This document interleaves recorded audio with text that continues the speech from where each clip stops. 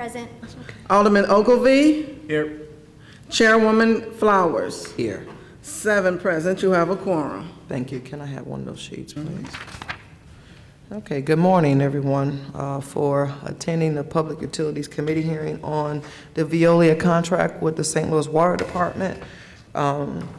First of all, I want to thank STL TV for allowing the public that's not here to view these proceedings. There have been some guidelines that have been passed out to you. They're very simple. All we're asking, if you have any documentation that you'd like for the committee members to have, that you present it to the clerk right now so that there can be copies and distributed to all the committee members. If you'd like to speak for or against the contract, you may sign on here on the sheet up here, pro or con, with your name and address. After our presentation, if you do want to testify, you will be given 5 minutes to speak. You will be on a timer.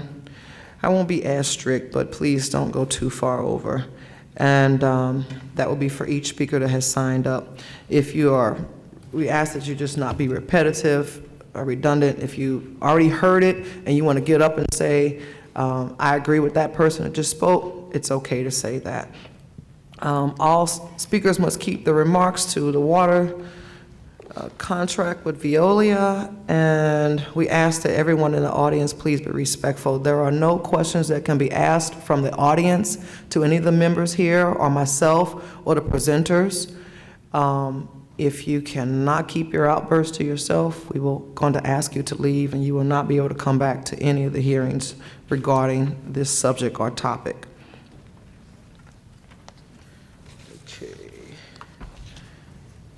We are going to go in this order. We are going to have the Water Department, Kurt Scobie, come up and speak, not yet Kurt, to speak on the Water Department and the contract, and then we're going to allow the board, members of the Board of E&A to come up. They have all been invited, Comptroller Darlene Green, President Reed, and Mayor Francis Slay, so either themselves or their representatives will speak at that time.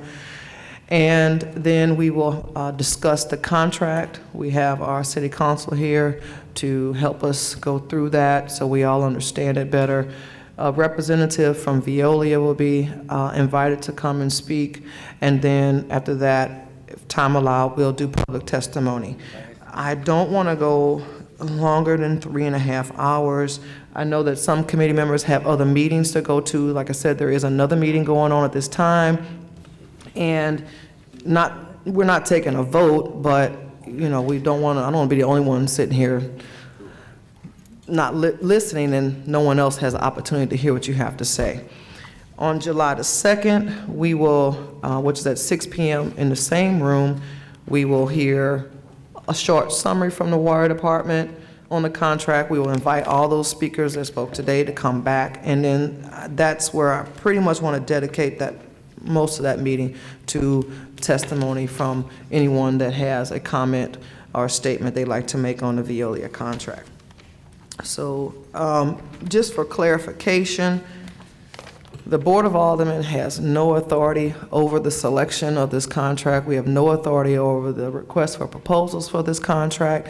This would not even be before us today if it was not issue with the mayoral race and Comptroller Darlene Green asking for hearings, and the people that were basically against Veolia making their point be heard and ask for the proceedings to be slowed up and that we take a further look at that. So I do appreciate everyone involved and willing to let us look at it as a Board of Aldermen, but we have no authority, rule, or say in that contract. As if you look at the Missouri Coalition for Environmental website, they ask for you to contact the board, members of the Board of E&A, and you shall do so. If they decide after this hearing to then bring this back in front of the Board of E&A and vote, of course, you know those are public hearings. That's pretty much how I got my first taste of it, other than hearing it in the media, and you can encourage them to vote in the way that you see. Those are the three highest members of the city government. It is their job to do so, and not here at the Board of Aldermen. But I do appreciate everyone that I have spoken to over the last month, month and a half. I'm sorry it took longer than I expected to hold this meeting to really get a great understanding of what happened, what's going on, and what this contract means. And I think it's very important that the public understand it so they can still make their decision, whether it's for or against. So at this time, I would ask for Kurt Scobie to come up. The reason why the podium is there is so STL TV can get you in your brightest light. So if you would, Kurt, start us off as to how the water department is doing and why we're here today to even consider a contract between Veolia and the water department. I know we have spoke about well, I'll even go back to when Alderman Villa was here, and there was a rate hike, and then there were some other proposals for, I think, 2 or 3 more rate hikes. And at that time, in considering what chairmanship I wanted to take, it was a little nervous to think about taking this one because I know rate hikes are not very favorable for anyone. It's my understanding that you did a study 3 years ago to see where the water department was at, and I know we have passed a couple of capital improvement projects here, but we just kind of want to hear, where is the water department now, and how did we get to this point where we're asking for an outside consulting firm to help with better efficiency of the water department? Okay, thank you. Good morning. Appreciate this opportunity to speak before you. I'll go into a little bit of the history of where we were and how we got to this point.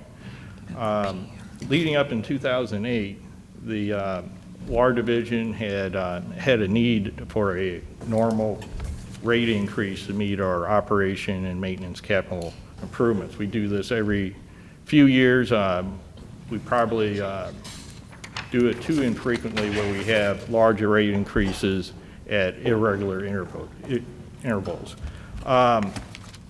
In March 11th, 2008, the City of St. Louis adjusted its water rates to be rates by ordinance 67919. This ordinance increased water rates previously in effect since June 1st, 2004 by 19% to be effective April 1st, 2008. And also a second increase of 11% effective July 1st, 2009, the beginning of the fiscal year for 2010. Due in part to national economic conditions, a decline in the number of active accounts and a significant decrease in water usage, total 2009 operating revenue increased by only 6.9%. This is basically 8 months after the last rate increase had gone in. This was alarming for us. This less than expected revenue increase prompted the need to review revenue and revenue requirements and adequacy of projected debt service coverage. Actually, we were faced with unanticipated and unprecedented cost increases, particularly in treatment costs and material supplies. It appeared that the water division would not meet its minimum debt service coverage required in the fiscal year 2011 or subsequent years, and the water utility would experience complete depletion of all fund balances by the end of fiscal 2011. On June 11, 2010, the Water Division filed a board bill with the Board of Aldermen, Board Bill 100, to raise the water rates another 21% in 2010 and 14% in 2011. This is in addition to the 2 previous rate increases. The Board of Aldermen and the City of St. Louis Water Division customers were not pleased when faced with yet another set of water rate increases. At the insistence of the Board of Aldermen and the Water Division customers, the city only increased the water rate 12% July 2010. This rate increase helped us meet our immediate needs. After our last rate increase and pushback from our customers, we came away with the understanding that we needed to be efficient in our operation, be efficient as possible. In addition to this water rate increase, the Water Division and its employees sought and implemented cost-saving efficiencies.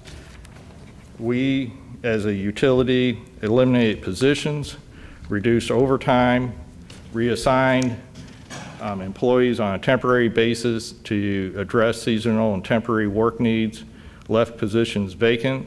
We refinanced our existing bonds. We rebid contracts when it was to our advantage.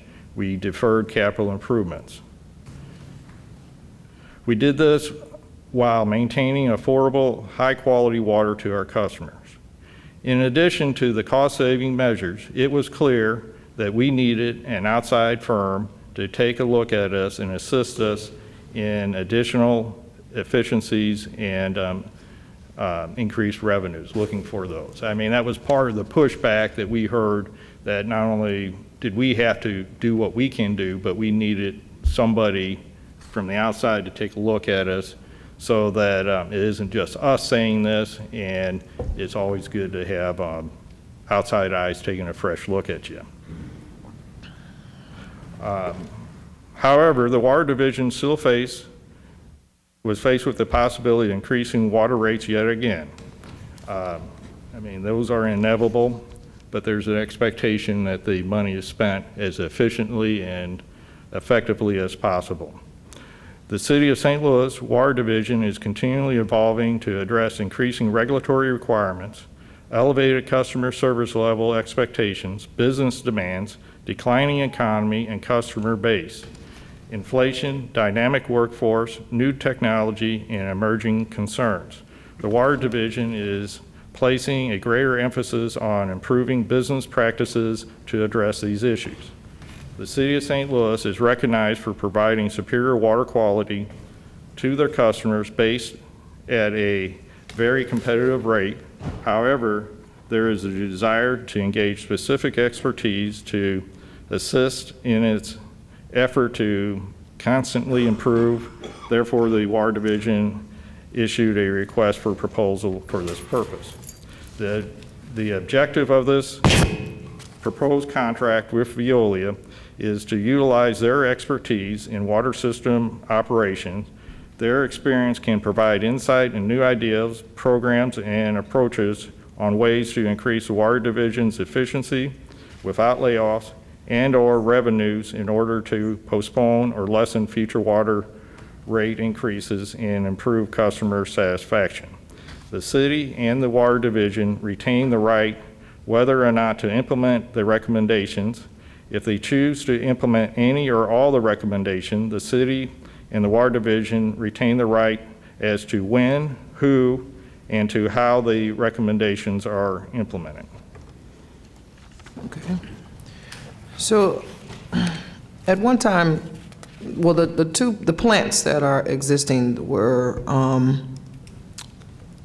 built to be able to handle 1 million customers.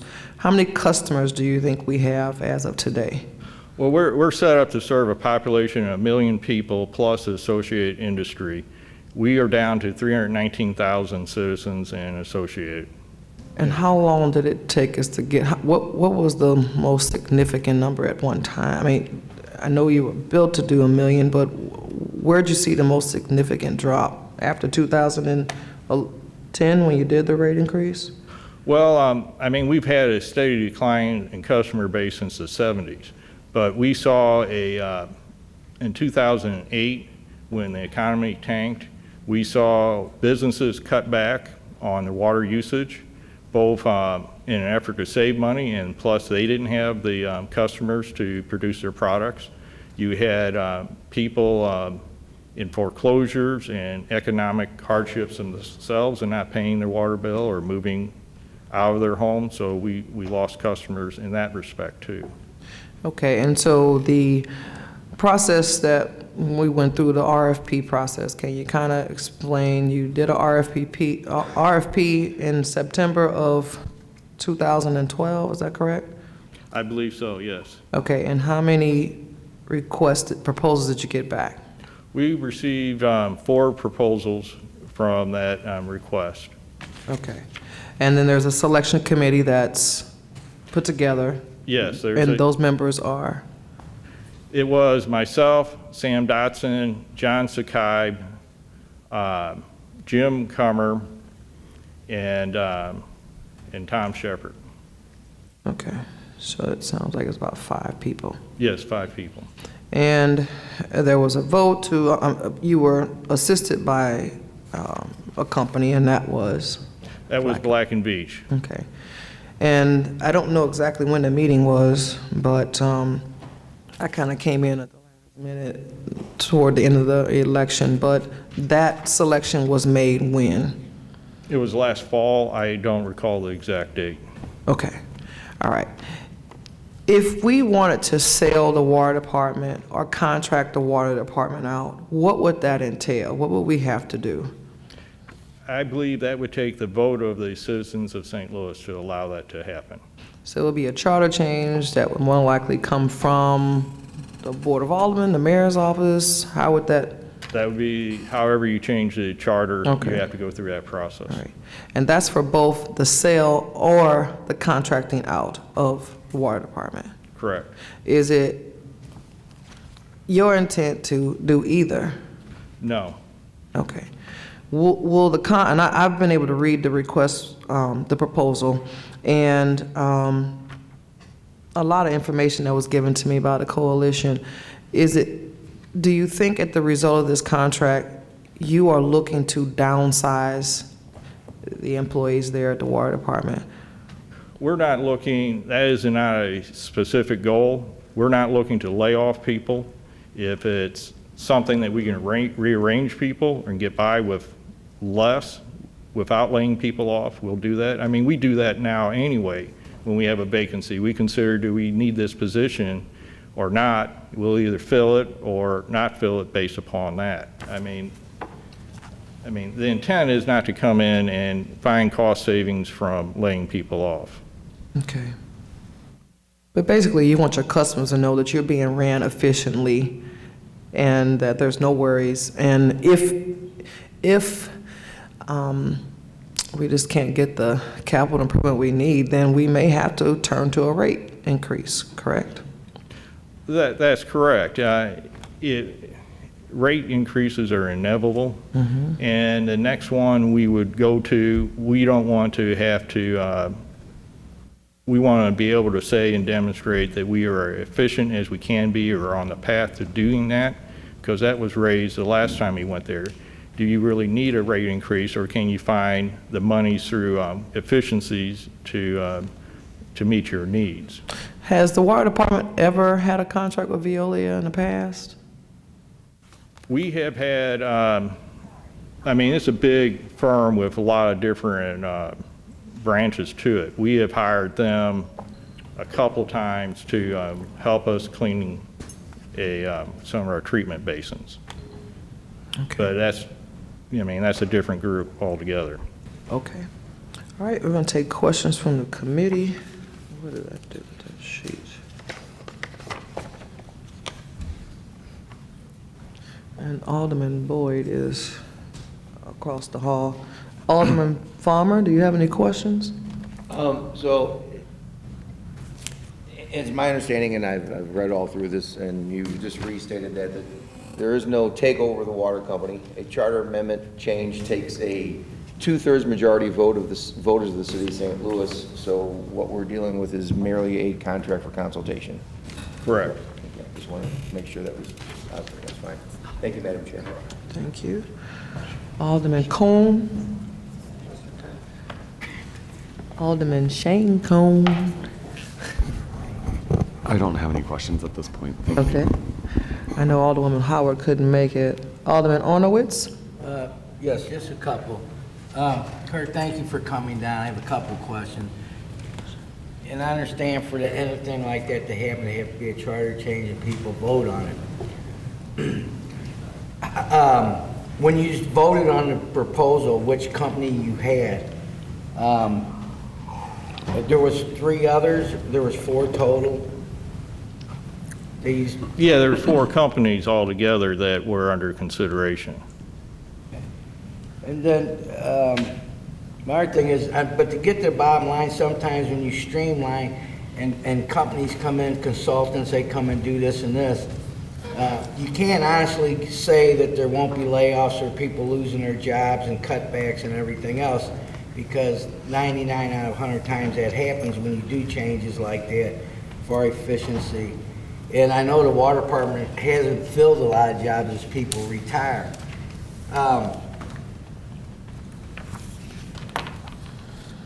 Years before, have you gone through this since you've been there, brought different companies in for advice, to look at our water system, see what we're doing wrong, what we can do to enhance it, why are we losing customers? I mean, different things like that.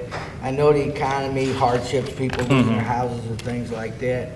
But, I mean, there's a lot of things to consider. I know when we pay all these fees for companies to come in, a lot of times, and it's basically what it leads to. One thing leads to another. We just start cutting the workers. I guess my point is, all I've ever heard since I was a kid is how great our water system is. And it sounds like, from what I'm hearing from you, our water system is good, but we should be able to improve it somehow. So I'm kind of lost there why we need a company to come in for, for consulting and tell us what we're doing wrong, and what makes Viola the right person to do that. And I'm gonna be real quiet here real quickly because it's gonna be a long day, and I don't know Viola, just what I read, a lot of things that I read, to me personally, they don't have a very good track record. I'm reading where cities have bought out their contracts to get rid of them because of the rate increases that they promised wouldn't happen, that have happened, and tripled and quadrupled. I think when a city pays $19 million to get out of a contract with him, that's not very good, relationships there. And I have other things. I mean, I'm just going through reading them, and I really need to digest that. But a few things like that stick out at me. I'm just wondering if the committee knew all this or had all the facts on a lot of things about Viola before they made their vote. So. And I'll be quiet, and I appreciate what you're saying too. Well, you said a lot of different things there. Yeah. And let me try to address what I come away with, and then you follow up with stuff I miss. There was four bidders on this process. There was Johnson's, Siemens, Missouri American, and Veolia. And Veolia was the one that was selected in the end. I mean, this is a established ordinance selection process that we followed. We have, as a utility, never had somebody come in and take a look at our overall operations. We have had people come in, usually design firms, to design stuff. We had I forget what it was called, looked at our treatment process 20 years ago to make sure that, I guess, a situation audit to make sure that we were treating appropriately at our treatment plants, but nothing like this here. We're affected by the decline in the city population and the business and the change of the businesses that the whole city is, and in some respects, much of the country. Things are changing, and we need to have somebody take a look at us and say, is there ways that we can do this more effectively than how we're doing it now? I mean, that's the thought. And we need to be able to tell our customers, and we need to be able to demonstrate to them that we have done this. I mean, unfortunately, I can sit here and say I'm as efficient as we can be, but having an outside person come and tell us that the water division is efficient as it can provides extra, I think, benefit, because I'll be biased because I see everything, do everything in the utility, and you walk by something every day, you may not really look at it and consider it. And having fresh eyes take a look at it, they may say, well, here's an opportunity that we're missing. And that's the intent here. Kurt, I know we don't have the other proposals here in front of us, but were there anything that you saw with the other proposals? I mean, was there any of them that was without a fine or without a violation? I mean, It's, you do business in the public, and you're going to have projects and stuff that don't go as well as you like. You're going to make people upset. That is, I think you can look at anybody on the internet and find something negative about them. But the selection process, how do you vet that? Because somebody put something on the internet or put something in the paper, is written, is that the full story, is a accurate story? That's not the business of the committee to ferret that out and vet it. but of course the committee did consider that, correct? Right, they consider the reputations and of the different firms. And of all the water you produce, how much do you really use? I mean, you threw out a figure of 40%. You're only using 40% of what you're producing. Is that still correct? That's approximately right. Our capacity, combined capacity of our two plants is 360 million gallons per day. Our average output is around 140 million gallons per day. We have peak days where we peak at 240 million gallons a day. So you have your average need baseline, but then you have your peak demands like in summertime. If you were to close one of the plants, what would be your savings or what would be the risk? Well, you would lose redundancies, and you run the risk, increased risk, that you will have a problem with that plant or the connection of that plant to your system, and the city would be without water, would be the risk of doing that. And we're not in a position to shut one plant. We need them both right now. Okay. Alderman Woods, are you done with your questions? Yes. Alderman Ingracia? Thank you.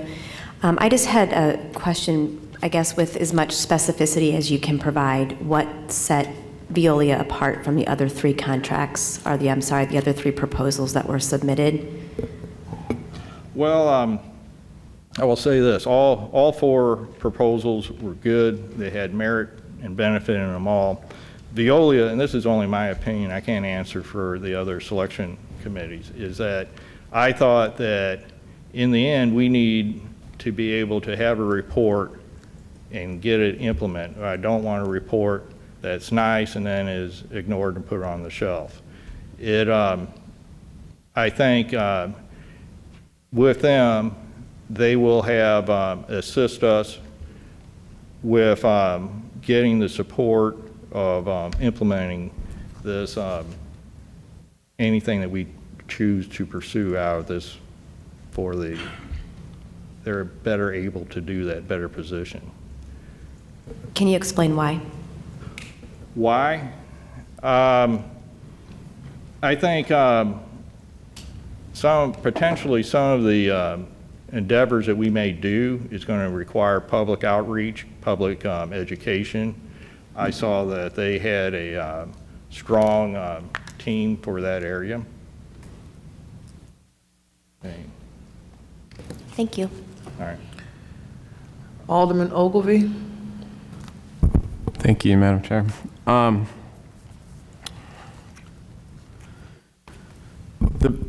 The big picture issue here is really we have way too much capacity in the water division that we needed at one point but is no longer needed. And carrying that capacity without using it is resulting in expenses that are exceeding revenues, essentially, or close to exceeding revenues.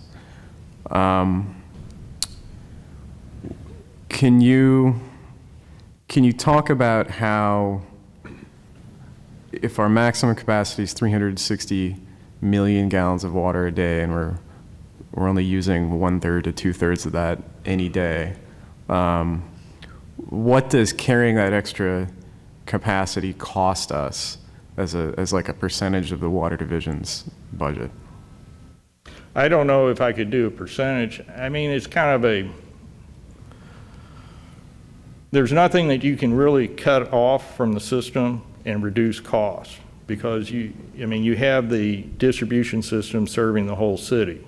And you may have a neighborhood or a block where you have no customers on it. I could cap out or shut the valves on that neighborhood, but there's no cost savings in doing that.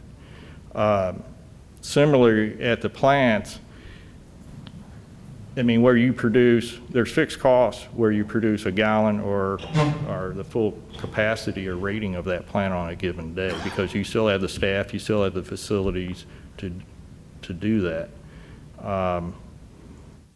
In the distribution system, you have different pressure zones within the system. Even though one plant theoretically might have enough capacity if everything's running right to meet the peak day demand, it does not have the pumping ability to get water to all areas of the system. So that's why I say we can't eliminate one plant at this time. And in doing so, it would reduce our redundancy, which is generally considered not a good idea. Okay. So the typical day is 120 or 130 million gallons we're producing. That accounts for the fact that our average customer's water use is something like twice what a national average would be for a household? I'm not sure that that's actually the case. It depends on how you calculate it. That was in one of the informational packets that Veolia has been sending us. Maybe I can find it. While I look for that, how about let me ask another question. So the phase one contract, which is proposed phase one contract, which is what has been discussed thus far, is a $250,000 contract with a finite time period, 4 months, in order to basically do the assessment to see what we should do. Reduce water usage, use more meters, determine the accuracy of the meters that are in use. And I think it's pretty easy for all of us to understand how that works. We hire people who are sort of experts in the field, and they review our operations with sort of an outside eye. Mm-hmm. And then they deliver a report on, here are the action steps we think you should take to reduce your costs, increase your revenue, et cetera. It's the phase two part that's sort of envisioned in the RFP, but doesn't have as much detail, I think. It sort of says, we'll work out phase two later. And in phase two is where you would develop a more permanent relationship with a consultant, where they're permanently sort of embedded in the division, and they are realizing some of those savings as, we pay them some percentage perhaps of what we're saving in cost. Is that sort of how we envision phase two going forward? Phase two is not authorized under this contract. It lays the groundwork that we could enter into it. When phase one is done, we'll have a set of ideas of what potential cost savings, and we will decide then how and who we pursue these with. And the idea is that if we retain somebody to pursue these ideas, that they would be compensated for their efforts based upon the realized cost savings. But how those are defined and what compensation would be is yet to be determined. Right. So if we were to get to phase two and we have an outside consultant implementing these things, what value do they offer? They've given us essentially an action plan in phase one. What value do they offer in implementation that we don't have internally, or that we couldn't develop internally after we receive this action plan? It is, well, they have the, part of their business model, or, they have several business models, but in essence, what they do is look at utilities and look for cost savings. They have experience of going and working with utilities and saying, here, not only identifying them, but getting them implemented. They have done this before.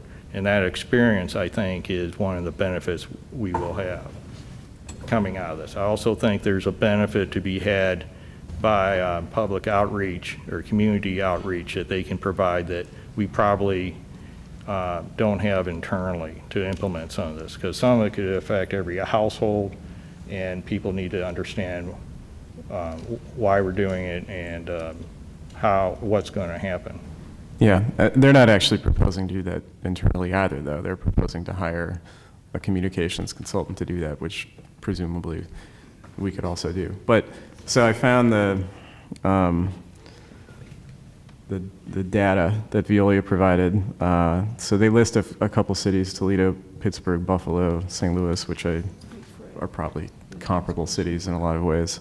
And our per customer water usage is roughly double. Now, I don't have all the data on how that's calculated, if that's just residential users or if that's all customers, but we could presume a couple things maybe.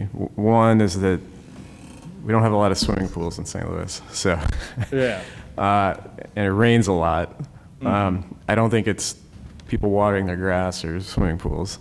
I think that we're probably just losing a lot of the water into the ground, one, or we have large commercial users that are skewing these numbers. Does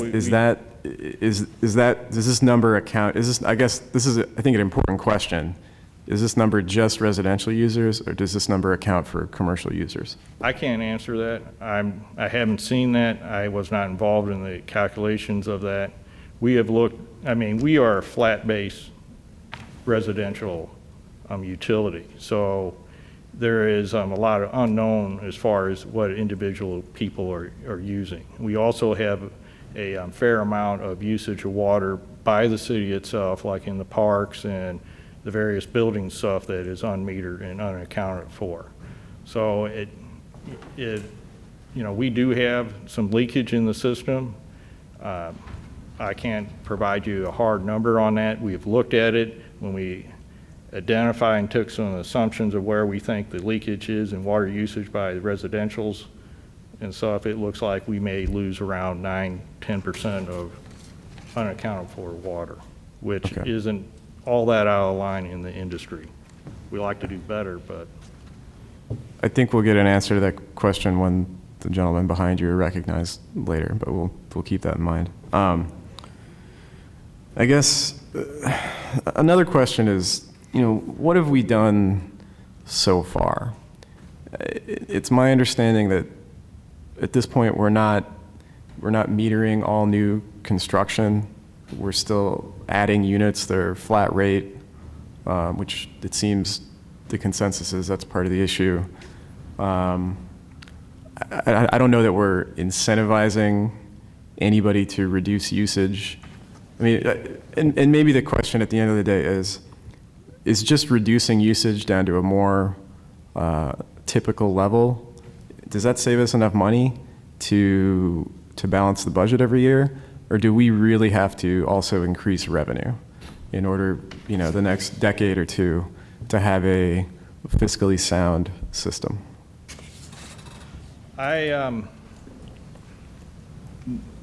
Metering is a complicated situation, and whether that be economically justifiable to do or not is a study unto itself.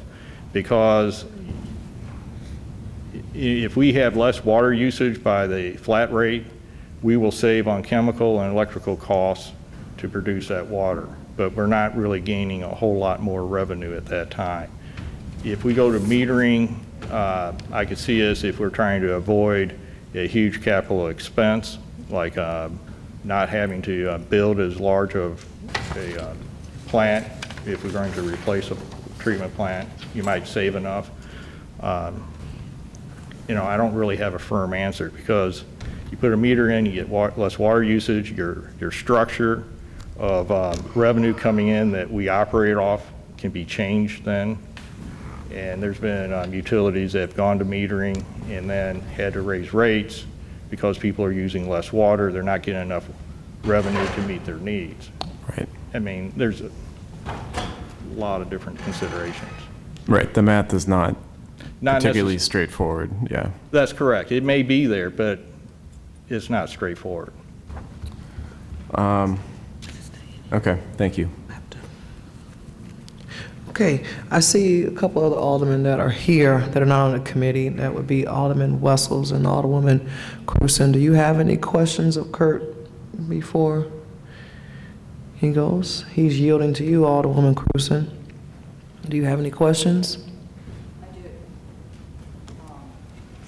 The RFP that was put out a year and a half ago, or whenever that was, I think you said December 12th, but it must have been before that. Was that an RFP with, for qualifications, or was it an RFP for qualifications plus price? It was it was a request for proposals, and we had the fee of $250,000. That was set when we put it out. Oh, I see. So all of the respondents' fee would be $250,000. That's correct. So that didn't factor, the price did not factor into your decision, obviously. Right. They were all the same. So you said that the most defining thing about Veolia's proposal that set them apart from the others was their community outreach piece or public engagement piece? That was it. They also had extensive experience in looking at utilities, finding efficiencies, and getting them implemented. And did you invite the 4 respondents?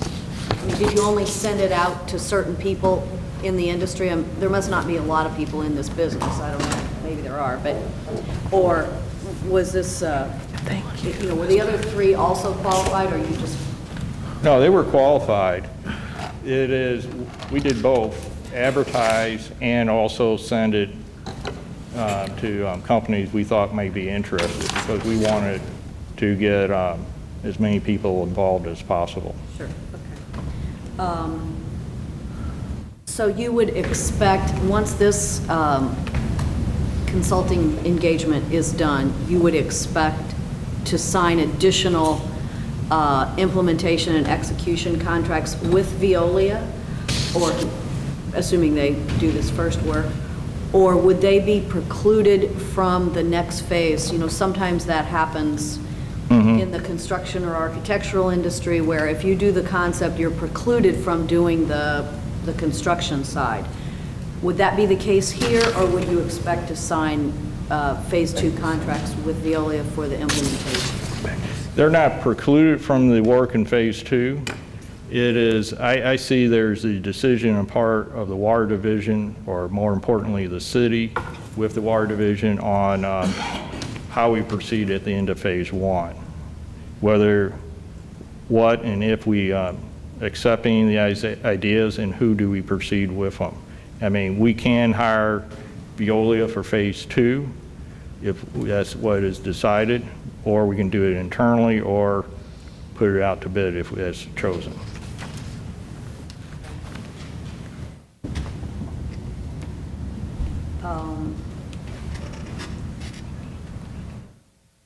You know, we've been receiving regular newsletters, I guess I would call them, from Veolia since this started. It sounds like you don't get these, or you don't see these?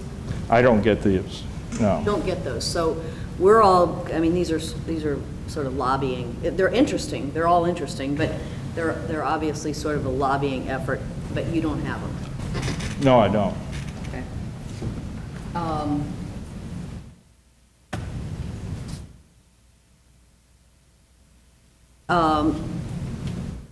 Does City Hall pay for its water, or, 1520 Market, or, any city buildings? Most city buildings do not pay for water. But Forest Park has to pay for their water. No. I think they do, but maybe I'm. I would have to check. Let me say Maybe I'm that. mistaken about that. Because what it sounds like is that we have all this capacity, and it really, to produce another, I don't know the terminology, couple million gallons, sounds like a lot to me, but maybe it isn't. The incremental cost is electricity, I guess, for pumps and that sort of thing, and chemicals? Yes, those are the primary implemental costs of producing water. So, since you've got a 360 million gallon per day capacity and 140 average daily output, do you only produce 140 million gallons a day? Or whatever is required? I mean, probably you're. We don't meet instantaneous demand in the system. Right. We have a large 100 million gallon reservoir in Olivet called Stacy Park. Right. We will, our electrical rates are cheaper at night and weekends, so we tend to fill up our reservoirs at those times. And then during the day, the business day, and during the business hours, we let them drop. Then you we, make more water yes. and fill that up, okay. Yeah, we do typically pump changes twice a day based upon when these rates are in effect. What does that mean, pump changes? I'm sorry. Our production for pumping water into the treatment process and then from the process into the distribution. Meaning increase or decrease the capacity that you're. Yeah, the pumping rates. We may pump like 50 million during the day and 100 at night. Okay. No further questions. Thank you, Kurt. Okay. Prices were all the same. Okay, thank you. Kurt, one question before you have a seat. There was one. Madam Chairman, Oh, I'm sorry. when you're finished, No, go ahead. thank you. Kurt, how many water districts do we sell water to now? We serve, we wholesale water to the city of St. Peters and St. Charles. They have a common connection. Rural District Number 2 in St. Charles County, and then Missouri American in St. Louis County. Okay. And the water usage figure that you're referring to, of 40 or 50%, does that include the sale to the water districts? Yes. Okay. Do you foresee additional water district sales potential? There's potential. We've had City of St. Peters contact us saying long-term they would like to run a second line underneath the river and buy additional water from us. We've been approached by other surrounding utilities about availability of water. These are long-term considerations. A lot of these firms, some of these firms are private, so their business plan, they get their profit from the capital investment, so they would rather build a plant than a connection. But, it's up to them. They're still faced with customers that don't want to pay increased rates. I read a proposed draft of the consulting agreement about, I would say, 2 months ago or so. Is this the same, or has it been changed? It's been changed since it originally was drafted. We've gotten a lot of comments, and we have incorporated most, if not all, those comments into the latest version, which will be gone over here later this morning. Okay. I haven't had a chance to read what's in front of me, but a couple of questions on it. One, let's say it was referred to as the action plan. Whatever comes out of phase 1 presumably would be implemented in phase 2 and/or 3. How do you foresee that working? some of the information that's going to come out, a lot of the information, I would say. I've been through studies like this before, and much of the information that's going to come out of Veolia's report will be from you and your staff, things that you know or believe should be changed. So when the report, when Veolia's conclusions come out, how do you foresee, I'm just wondering what can be implemented without additional cost to the city? Or is everything going to be an additional cost? And how much would that cost be? Is that would be negotiated presumably in before phase 2? Right. There's no provision to pay anybody any services. I mean, that's not defined in this document. Why is phase 2 and 3 mentioned in this document? Yeah, I think there's a need to kind of outline where we could possibly go and have that in place. Well, let me ask you, how would you, let's say the report comes out, and in a certain section of your operation, they think you can do with half as many staff. And that savings would be $150,000. Would then Veolia or any other contractor, well, as my reading of this contract, Veolia would have, I don't know, I'll call it intellectual property rights to the recommendations that come out of the report. Is that correct? They may have some rights, but we have the right to use anything that comes out of there. I think really some of your answers are going to be addressed when the city councilor's office goes over the revised contract, and that'd be best to address at that point. And Alderman Wessels, if I may say, I saw the first contract, and it was a draft, and it was brought to me by the Coalition Against Veolia, and the second phase was really generic. It was from my understanding, what Veolia gives is a generic contract, and it really needed to be tightened up. And so I've read the new contract, and it is a lot more specific. It does say that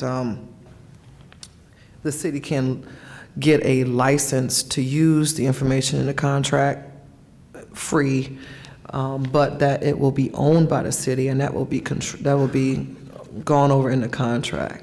Okay, thank you. Thanks. Okay, just one more question from me, and that was, it was brought to my attention that one of the issues with the contract was that it was going to change our water, that our chemical use or non-chemical use, and maybe some of Veolia's practices with other water treatment plants is that less chemicals may jeopardize the quality of our water. And I know we have always had great water, and I know you take pride in that. And what would be your response to that? Would you, and I know you wouldn't want to compromise the integrity of our water, but how would you respond to, with contracting with Veolia, that this would somehow decrease our quality of water? We're not looking, I mean, to me, that's a no-go. We're, under this contract, this utility is still owned and operated by the city of St. Louis, and would be. This is our decision on how we, what and how we implement any suggestions. We do not want to cheapen the water. In my view, we perform a public safety and public health service to the citizens of St. Louis, and it's not worth risking a health issue or a supply issue just to save additional dollars. I mean, if we can do the savings without compromising water quality or availability, we should do that. Okay. But we shouldn't do it at the expense of risking the health. And so your understanding is this first phase, which is written in the contract, is about a 4-month contract, and then after that, there is a selection, not a selection committee, but what's the name of the committee that's set up that will be reviewing all this as it goes on? It'll be an oversight committee. Oversight committee. And you will be the chairperson, and there'll be someone selected, I think, by the mayor's office, and then there's 2 other folks Yeah, it's spelled out in the. in the contract. Yeah. So it will be looked at as this whole 4 months goes on, and is your understanding that at the end of 4 months, that's it? You can either hire, the committee can choose to either hire Veolia to execute some of the things in the contract, or you can actually, the committee can choose to hire another company to do the things in the contract. Is that your understanding? Mm-hmm. Okay. Yes. Thank you very much, Kurt. right. I appreciate it. Thank you. At this time, is there a representative from the comptroller's office here that would like to speak on behalf of Mrs. Green? No? Okay. I know President Reed is here. So President Reed, if you would please come up to the podium.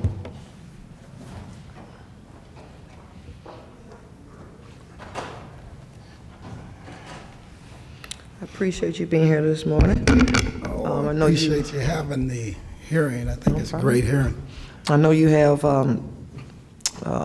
changed your schedule to be here, so I appreciate that. I know this became a big issue in the mayoral race, so I'm sure you were in on the Board of ENA meetings when I was only able to attend one of them at the time. And I know that you were against the contract with Veolia. And I would like for you to explain to us the reasons why, and anything that you think we should know here at the board, this committee should know about this selection process or this contract with Veolia and the Water Department. Okay. First, I think it's best to start out with some of the things that I've done in my past in terms of my work experience.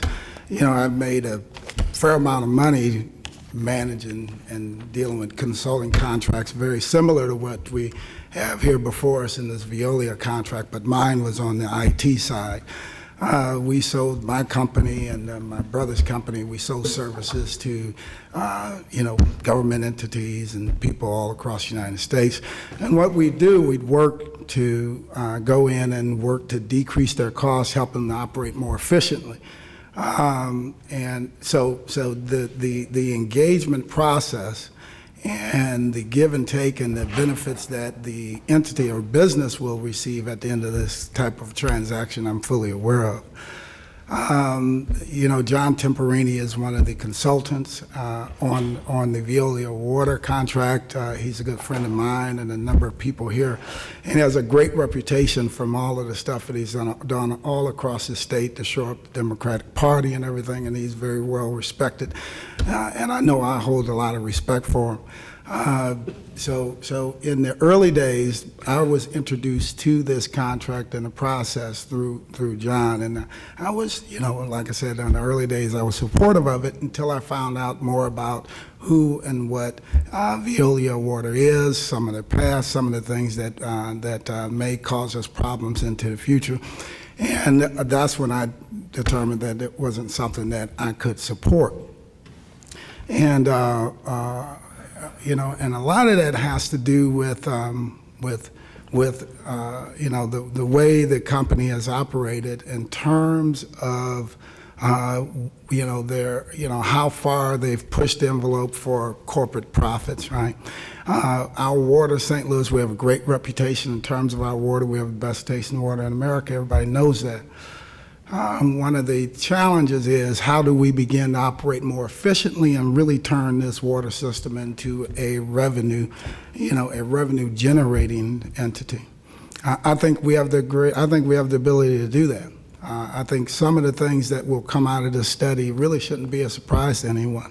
I think part of the things that will come out of this study is that we need to probably meter more people. I think we're going to find out that we have a fair amount of loss in the system as it relates to broken pipes and things of that nature. So part of what will probably come out of the study is not just the loss in water that we have from the broken pipes, but the cost of the street repairs and everything else that comes along with that. So all of those types of things will come out of the study. And a company like Veolia Water will make their money on that cost savings moving forward, or on the engagement in making the upgrades that need to be made. The benefit for the entity that they're engaging with, i.e. the water department, is this. Part of what the water department would have to do in a budgeting year is they'd have to come before a committee like this, and they would have to justify major capital improvement or major capital outlay. When you have an engagement contract like you have here in this Veolia Water contract, that puts the onus back on them. And it allows Veolia Water or someone to engage and build the justification for that moving forward. And we all, at the end of the day, quite honestly, benefit from that, because it's easier to sell to the public. We now have solid documentation that says these are the reasons why these upgrades need to be made and that kind of stuff. So I think we're all in agreement that all of those things are good things. The question is Veolia Water the only company that can do those things? And that's where I fall down on the side that Veolia Water is not the only company that can perform those tasks. When you think about some of the basic things that will have to happen on the back end of an engagement like this, if we end up having to, I heard the conversation about the amount of chemicals that go into the water system, right? And the recipe that we use to produce our water here in St. Louis. And it's my understanding that we have a very rich recipe in regards to, what an average municipal water system sees across America, right? So if you're going to change something like that, you would need to have a lot of justification behind it. And it's not just a one-for-one cost savings. You would have to build a business case for it, and then you'd have to sell it to the public. And all of those things, any company like Veolia Water can work to help shape the opinion so that you can be successful in getting that done. The other things that will come out of that is replacing other water meters. And you heard the replacement? Not replacement, but adding water meters to homes that currently homes that don't have water meters. Maybe there are businesses that in buildings that used to be residential structures now that they're wholly and completely business structures. And just because of record keeping and the data mining that would go along with that and changing up the billing just through the process of all of that, and not having the resources within the department to perform those tasks, we end up in a situation like we have now where we may not be 100% in terms of who's paying what and why, and is a company now at this address and should they be paying more? Are they metered, not metered, all of that kind of stuff. And part of an engagement like with a company like Veolia Water would allow you to ID that. But the part that I'm driving at is all of these things, when we begin to think of them, whether it's replacing them, whether it's not replacing, but whether it's adding water meters to places that currently do not have water meters, whether it's repairing, the broken pipes, whether it's a rate hike at the end of the day. All those things we have none of those things are beyond the basic capabilities of a water department given the resources to carry it out. So all of this is to be able to build that case so that we indeed at the end of the day give them the resources to do it. And I think other companies carry that out other than Veolia Water because of some of their checkered past. Okay.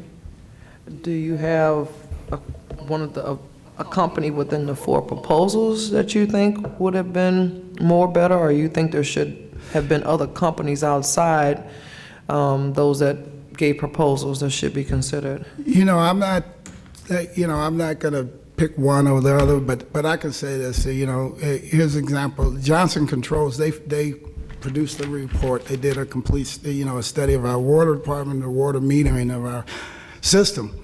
And one of the things that they brought to us, they said, hey, when we go in and we put water meters in, or if we have to replace water meters, or we're adding new water meters or whatever, there's different technologies that are available now where we can build a free Wi-Fi network for residents of the city of St. Louis, because the water meters that we would put in would be Wi-Fi connected.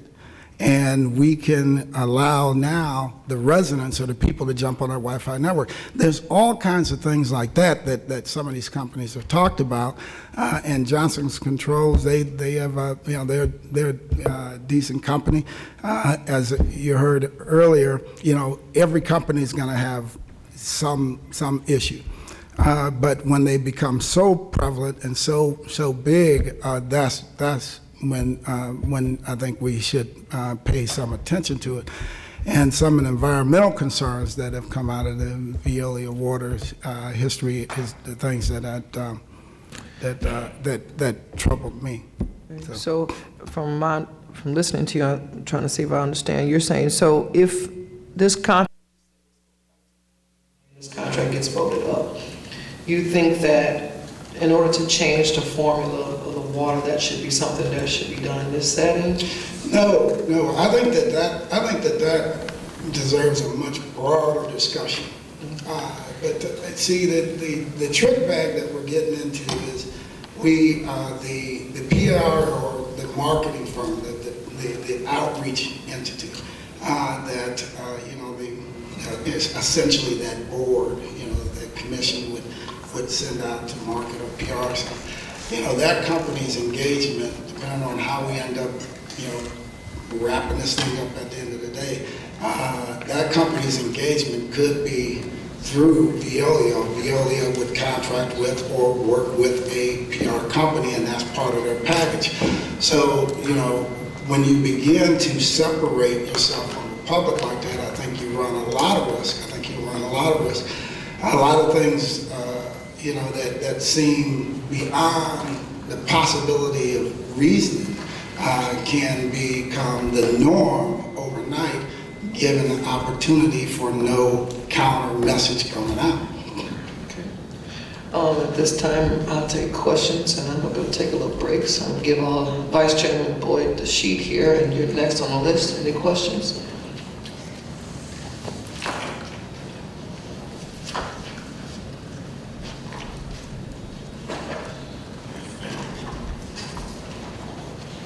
Okay, Alderman Bowman. So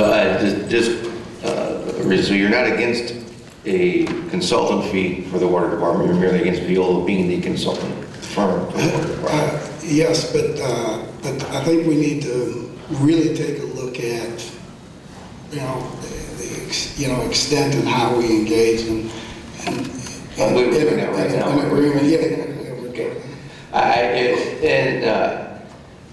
So what we're looking at is, do you believe there's a problem with the way the RFP was done, or the board?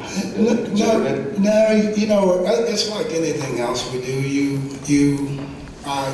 make the decisions based on the best information you have and all the information you have. Right?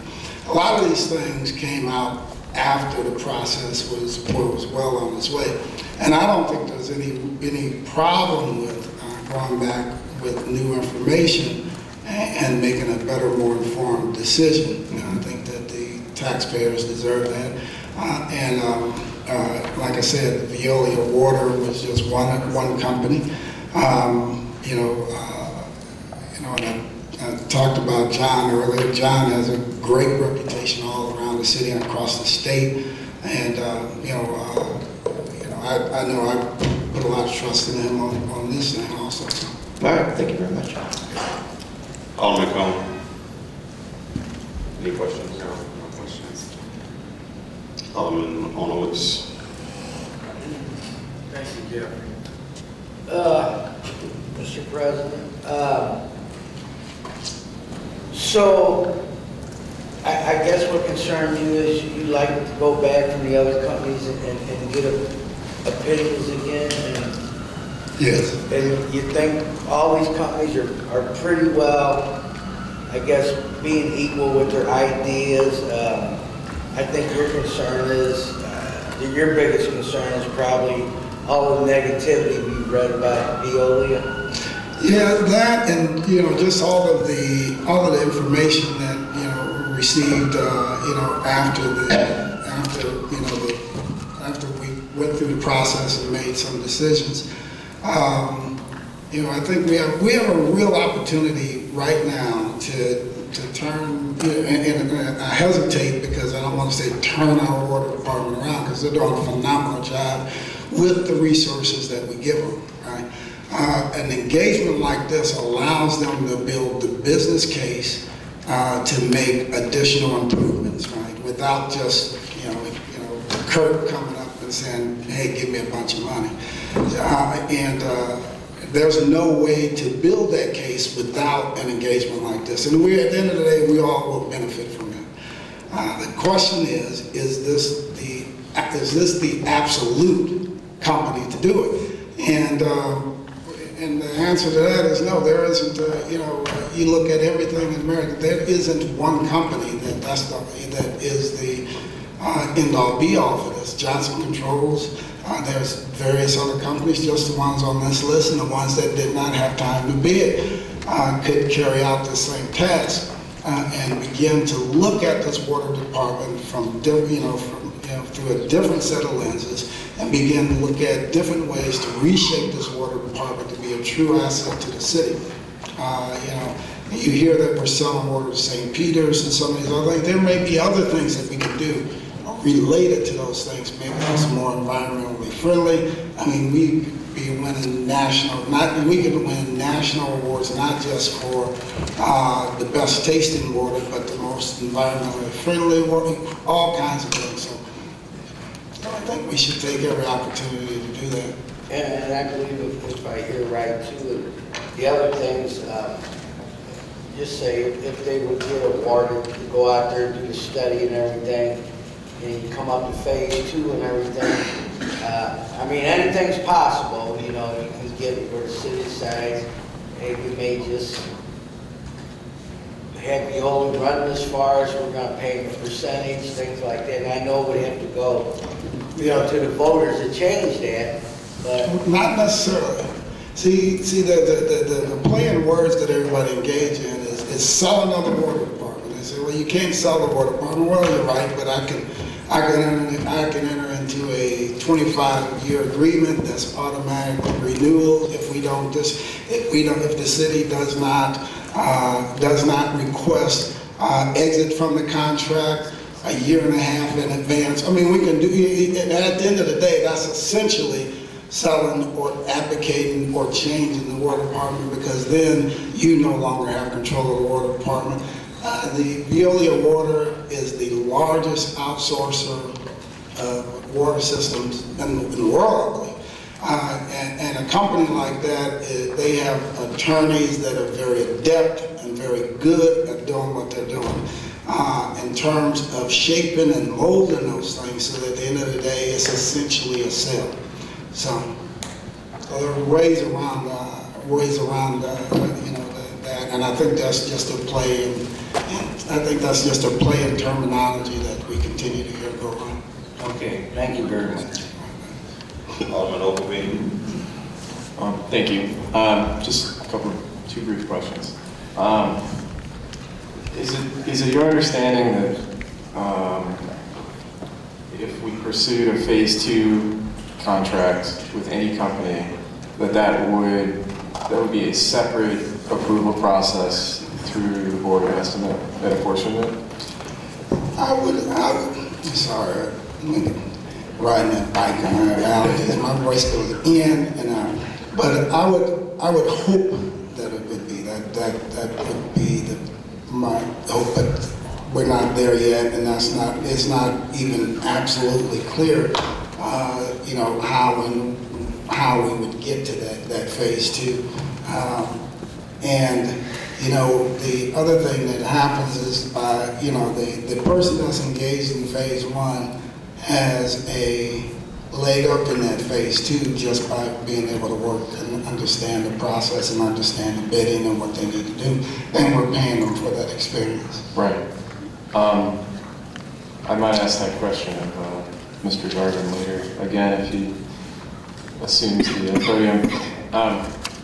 One, this is really more of a rhetorical question or a comment.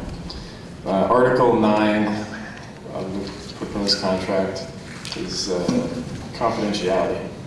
It basically says during the course of the performance of the contract, we can't release any of the information that's generated, except what's would be required by law through a sunshine request or Freedom of Information Act request from the public. I think in general, St. Louis government has a problem with not publishing information that we are the owners of. And here we have a case where embedded in the contract is something that says we can't talk about what is being produced, even though the taxpayers are paying a company to produce information. They can't see it until after it's done. It seems like, regardless of the outcome here, Section 9, it seems like an easy thing that we could change in order to really provide a model of what sharing information with the public looks like, and acknowledging that at the end of the day, they're buying the information, we ought to be able to share it with them without throwing these, I think, unnecessary legal hurdles in front of them. Absolutely, but you know, therein lies the risk. If you, you know, part of this type of engagement, this agreement is beginning to move the needle in terms of public perception, legislative, you know, that all the decision makers have to begin to buy into whatever this package is going to be at the end of the day, and you know. So it becomes a liability for any company, you know, whether it's Veolia, Water, Long Johnson Controls, any of these guys, to release information prematurely, because then it may negate their, you know, ultimately, you know, their you know, the overall, you know, the overarching plan. Let's say the plan and the requirement that they want to, at the end of the day, not want, but that we need to move at the end of the day is, you know, more money in the street department for street repairs or whatever. Who knows? And if you don't manage that and you let it out before it's ready, then it hurt. I think that that's an easy change. I think it's an easy change that could be made. I think that the public deserves a right to understand what we're doing, and I think you can achieve both by publishing information as it becomes available. When the reports are available, when information is available, put it out for the public, and the public can track and read and understand what's going on. I don't see why that would be a problem. Thank you. Alderwoman Cruzen says she didn't have any questions. Alderman Wessels, any questions? Okay, Alderman Boyd, did you get to? Yeah, I just have one question. Okay, go ahead. President Reed, can you tell me who was all on the selection committee? Well, I don't know the individual people because Tom Shepard was on the selection committee on my side. I got it, thank you. That's all? Okay, thank you, President Reed, I appreciate it.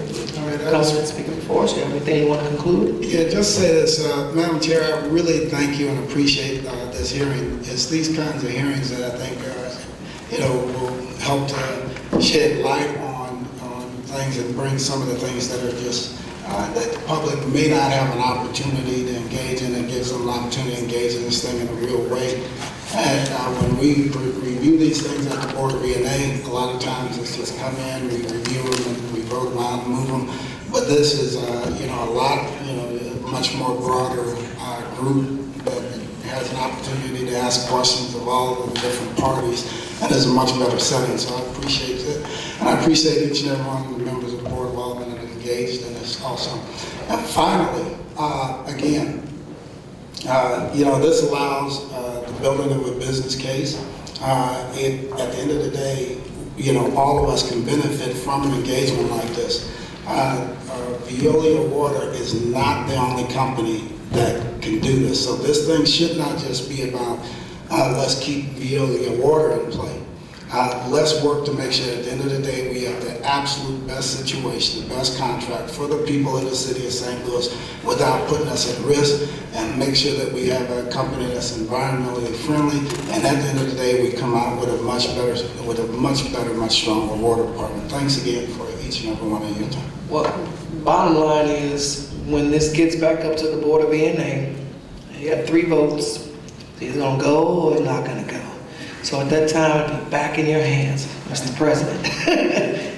Okay, because Alderman Boyd was in another hearing, he just has one question to ask Kurt before we invite representatives from the mayor's office to come up, please. Thank you. I apologize for asking a question that may have already been asked, but it's hard to be in 2 places at one time. Kurt, who drafted the RFP? That's something that the Water Division, and with the assistance of Black and Beach, we drafted that. The citizens of who? The assistance of a consulting company called Black and Beach. Okay, and I just want to be clear as I'm reading through. Well, Alderman, we're gonna actually go through the contract after the mayor's office speaks, and we're gonna go through it with our city councilor, Garvin. Okay. Okay? No further questions. Thank you. Okay. Thank you. Okay, which representatives from the mayor's office would like to speak? Okay. Mr. Eddie Roth here. Good morning, Madam Chairman, members of the committee, ladies and gentlemen. I do have a handout. May I present it to the chairwoman? Yes. Yes, we don't have one. Thank you. Thank you. Yes.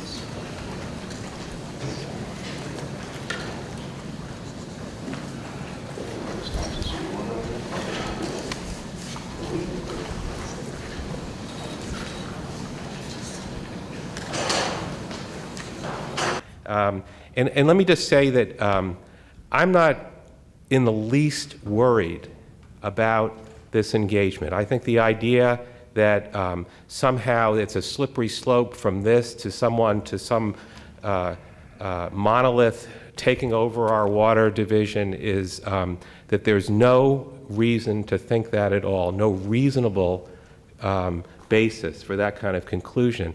And, I say that as somebody who's not a career person here, who's been involved in a variety of issues as a citizen activist and, now for the last year and 10 months as an employee. I have faith in and confidence in the sophistication and professionalism of our water division. Kurt Scobie has been at this for about 30 years. He is calm, he's deliberate, he's thoughtful, he's thorough. Whenever I turn on the faucet at home, great water comes out of it the whole time I've lived here. And I live across from the water tower on Grand. Everything that I've been involved with him and his staff in my capacity as public safety director and as director of operations is they have a sharp group of people and excellent, dedicated employees. And they're nobody's punk. They are not going to. It's unimaginable to me that that they would do anything other than what they've done, which is to protect the interest of the public and to have a high-functioning, robust water division. That remains constant.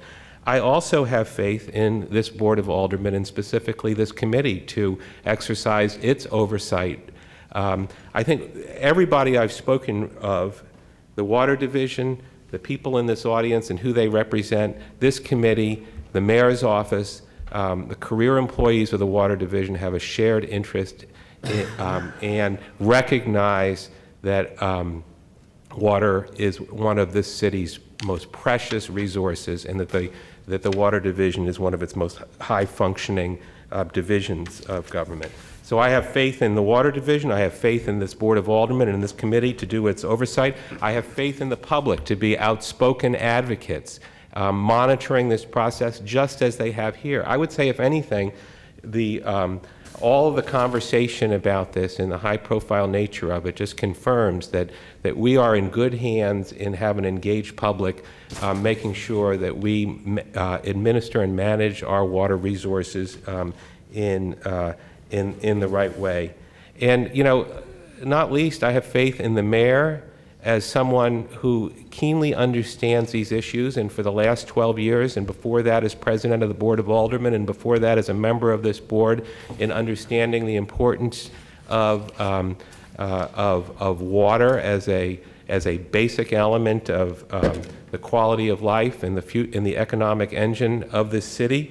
We have a mayor who has put forward, with the assistance of many people, including people on this Board of Aldermen, and with the Water Division playing a central role of a sustainability plan in which water figures prominently.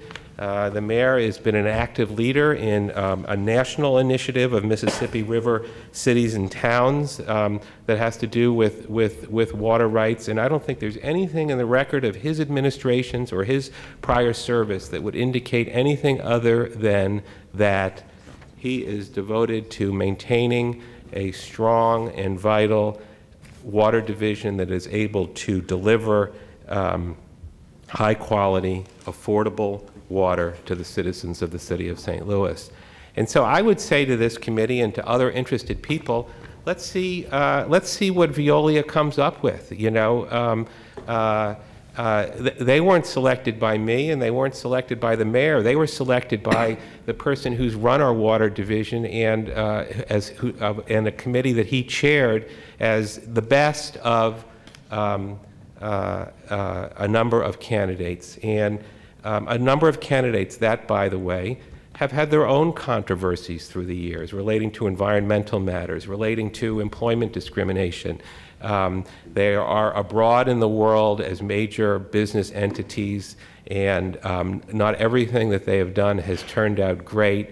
So we have what the committee conceived to be the best of 4 qualified candidates, and in a very short period of time, they would be coming forward in a very public way with recommendations. We can speculate as to what they may be, but why don't we see what our Public Utilities Director and longtime Water Commissioner, the firm that he thinks is best able to help him and the mayor manage, because, by the way, under the charter, it is the responsibility of the mayor and the department and the director of public utilities to manage our water and to be held accountable if it doesn't turn out. So, you know, if you're going to hold them accountable, then you should defer, not entirely, but you should defer to their recommendations. So those are just some of my observations, and I'm happy to take whatever questions the committee may have. Thank you. Thank you, Mr. Roth. I agree, too, that our water department and their employees are doing a great job. I mean, not only was this a hot issue during the race, but, you know, the Chain of Rocks treatment plant is in my ward, and we want to protect it as much as possible. There are some residents here from the second ward that live in that area and probably are concerned, and I have a lot of water department employees that live in my ward, so I do concur with you that they are doing a great job with what they have. So now the document with the Department of Justice that you provided us with, did you want to elaborate on that? Well, you know, I just did a quick, you know, Kurt Scobie, you know, talked about how information is so readily available on the internet, and you can find something about anyone. And so you plug in the names of the other qualified companies that participated, and, you know, they are mired in controversy too, or have been mired in controversy. And even in my conversations with the advocates, you know, when you look at Johnson Controls and Siemens, and I say, hey, they got stuff too, and they're like, well, you know that they have stuff too. Now they think that Veolia has more stuff than the others, but you know, you'd have to compare that to how many happy engagements that they have with communities such as ours, larger, smaller, and the work that they've done. That would be the fair assessment. But people are entitled to look at this as they see fit. I look at it the way that I described. Okay, thank you for the information. Alderman Boyd, do you have any questions? No questions. Alderman Vollmer, No questions. Alderman Cone. Eddie, I'm just curious, why did we hire Black & Veatch to put together this study? And I mean, from the limited information that I have with regard to Black & Veatch, you know, they seem to also be somewhat capable of taking on a project of this size and scope. Why weren't they one of the respondents? I think Kurt can answer that. They do the analysis for rate studies, and I don't know whether you can be in a consulting role and be a neutral arbiter for purposes of reporting to the bondholders, what the projected revenues are going to be and what needs to be done expense or rate-wise at the same time. But I would defer to, and I would agree with you that they are a capable firm. I don't know what their engineering capacity is on the implementation side. My understanding in listening to Kurt was that where Veolia distinguished itself was not just in the technical expertise part of it, but also in the actual hands-on cost-saving, assisting in the administration part of it. I don't know that Black & Veatch has that, but I would defer to Kurt. That's his area of expertise, not mine. So is there going to be a continued relationship with Black & Veatch while this contract is also implemented? Okay. I don't know. I know that they are an excellent firm and that they have been the sort of the independent analysts for purposes of projecting, what the revenue picture is for our bondholders and for rate setting. And the reason that we're in a, I guess, relationship with Black & Veatch is because we don't have the internal capacity to do that?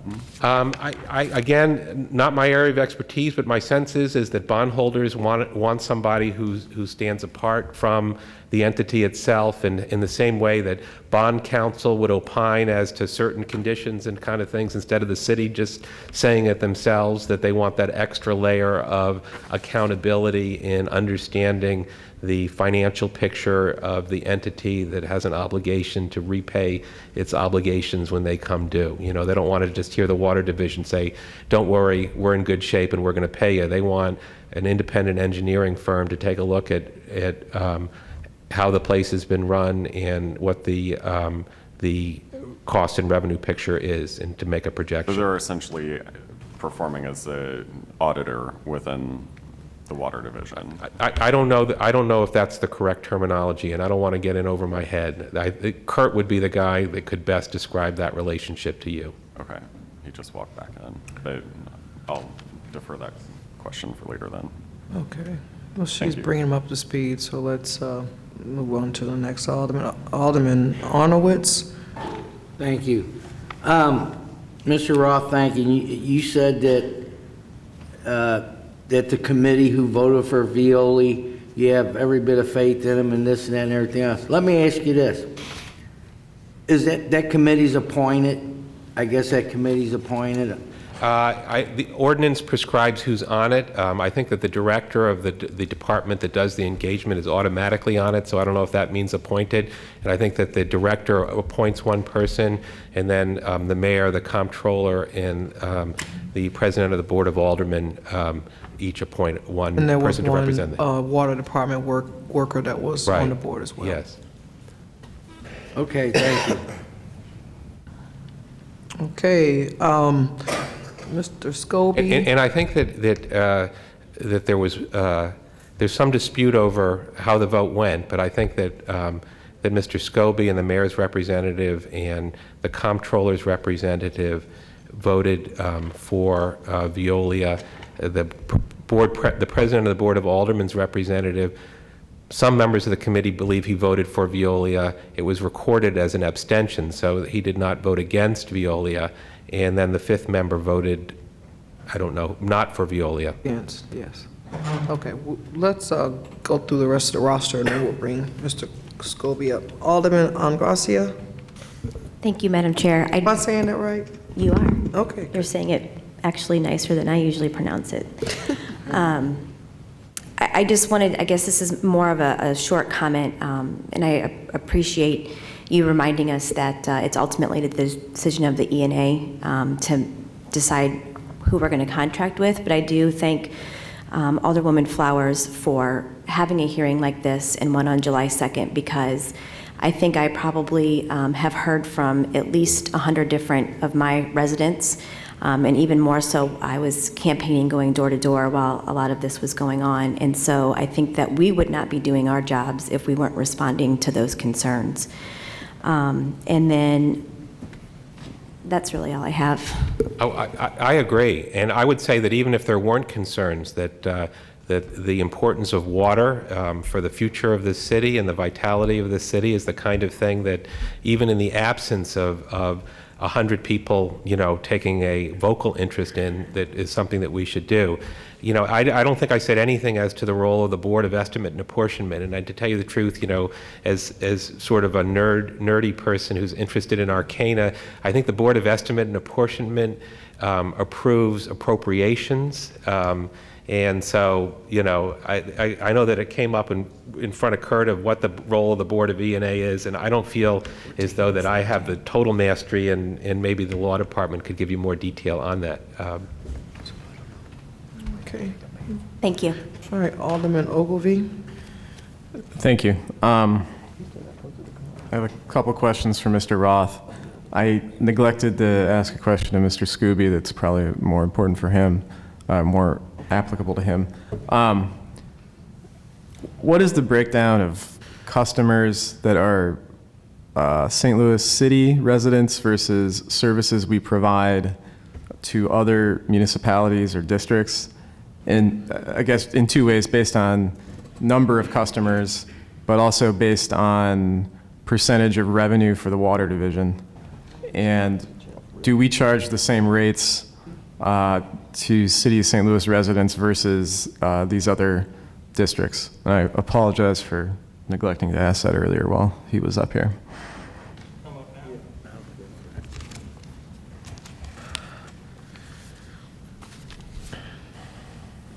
We, the wholesale accounts that we provide for the utilities outside the city boundaries, those are individual contracts that the rate is spelled out in the contract. How it's calculated is based upon actual costs from audited audits, yearly annual audits of our books. So it's adjusted based upon actual production costs. And then we add like 18% on top of that to charge these wholesale customers. And it's not like individual, then they in turn sell the water to their individual customers. Right, so the rate that they charge, they set internally, and they just buy in bulk at this agreed upon cost plus 18% Right, figure. right. It's to Okay. cover our actual production costs and then some capital improvement, capital expenses with the facilities that fall under it. And what percentage, roughly, of the water division's revenues from these wholesale accounts? It amounts to $3 or $4 million a year, depending on how much the aggregate usage. Out of 20? Am I remembering that correctly? No, our budget is in 50, I'm drawing a blank, like 54, 55. Okay. Less than 10% though is. Yeah, yes. Do we sell bulk to any commercial users or just to water districts? We don't sell bulk. We have reduced rates for large consumptions. It's spelled out in our rate ordinance, and that's adjusted whenever we adjust our rates. They're not individually negotiated with large users. That's correct. It's a formula, and if you use enough water, that rate then applies to you. Yeah, it applies to everybody Okay. who's on a meter. Okay. Thank you. Sorry to drag you back up here. Okay, so I do have a couple questions for Well, Mr. just one second. Roth. Since you called Kurt up, I wasn't ready for him to come up yet, but that happened when I wasn't looking. So if that's the case, then Alderman Cone had a question of Kurt while he's up. Thank you, Madam Chairwoman.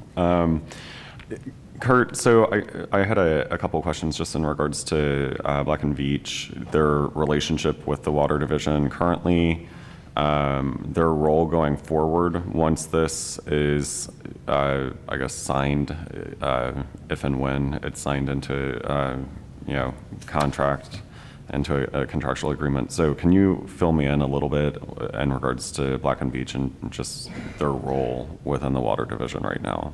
They're a engineering consulting firm that we have hired for various work for us, and this is they assisted us in developing the RFP and also going through the selection process, and that's the extent of this contract. We have completed it, and that has been finished.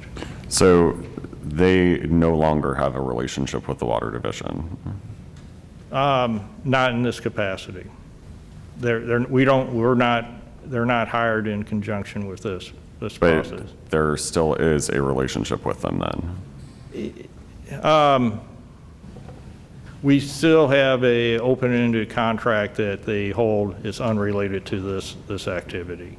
I mean, we've hired them to do the rate sufficiency study for us for a couple of times that we've done that.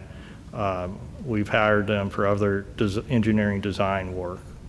So there's an open-ended contract with them for various studies? Well, it's an open contract. It's not active at this point.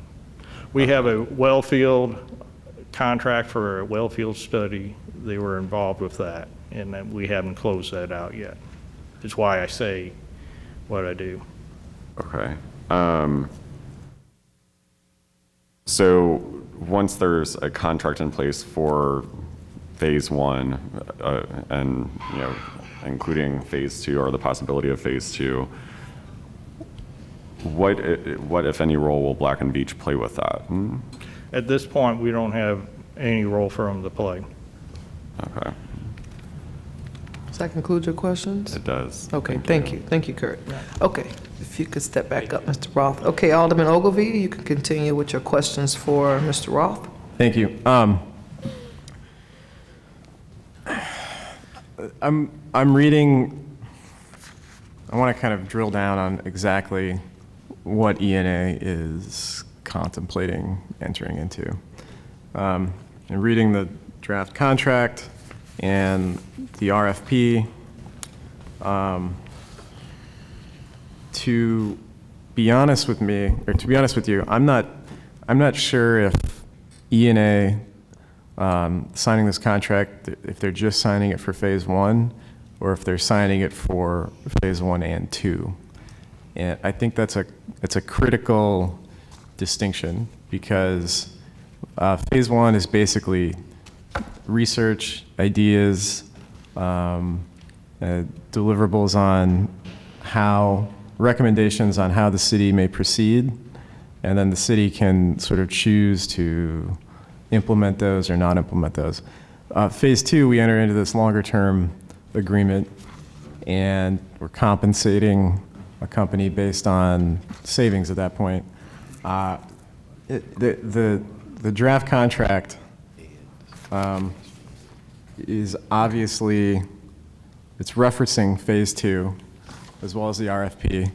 Okay, Alderman, we're not going to go through the contract right now. We do have someone to do that. Now, from my reading of the contract, it just spells out that the committee can enter in another agreement and negotiate the terms of phase 2. It just gives a little more clarity than it did in the first contract, which I think was a lot more helpful than it was in the first time it was presented to me. But I don't know if Mr. Roth can really answer that, but I think we're going to need to go and take a break, and then we're going to come back and do the contract. And I just kind of want to hold the contract in the contract phase, because I really don't want to get off, because there are other people that want to ask questions about the contract too, and I really don't want to go too far off into that until we get it before us. Okay. Okay. I would just say this very briefly, and Mr. Garvin can fill you in on all the details, but this is a contract for phase 1, and the term of the agreement, if you look at Article 2, says this agreement is effective the date first written unless earlier terminated, and shall have a phase 1 term of 4 months and a phase 2 term only by mutual agreement. And then under the next article, compensation, phase 2 compensation by engagement and compensation for phase 2 services will be subject to mutual agreement of the parties. And I think you'll see that throughout. And I guess as an observer who's not been in the middle of this, I would say that if the contemplation of the possibility of a phase 2 were not in there, then members of this committee would say, why are you hiding the idea that everybody knows that there's going to be a phase 2, and why don't you reference that? The idea that there could be a phase 2 is referenced here, but I think that if you read the obligations and, that they begin and end with phase 1, with continuation of it only subject to mutual agreement of the parties. Okay. Let me ask a question that's not directly based on the contract then. When we get to the end of phase 1, the deliverable is a report and recommendations to the head of the water division. At that point, that's really where we get to the critical point of which direction are we going? What are we going to implement? What are we not going to implement? And that's where it really has an impact on customers. How are we going to take that end of phase 1 report and deliver that to a bigger audience so that there can be some community consideration of which direction we should go with any potential recommendations? Because we go right from phase 1 to phase 2 in this contract, and there's no period where the public can consider these recommendations. Well, I don't agree with your characterization of it. Phase 1 ends, and there's only a phase 2 if people can agree on it. And people can only agree on things if there's consensus. And if consensus depends on public agreement, then nothing will happen without public agreement. I would say that you and I and everybody sitting over here have a shared obligation to take something as important as this out into the public and to do just as you're doing today. The person I would be most interested in hearing from at length would be Mr. Scobie himself. He is an expert in these things. He is the one who said we need consulting advice on how to maintain our rates so that they are affordable to our residential and commercial customers.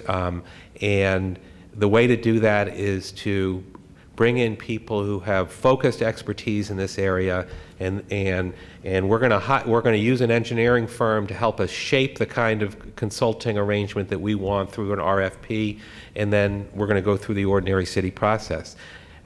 When those recommendations come forward, that's the point when everybody should be most interested. I think that people should be cheering the idea right now that we are on a fast track while we have time, and that's another element of this. If you look at the latest rate study, we have time now to figure this out deliberately.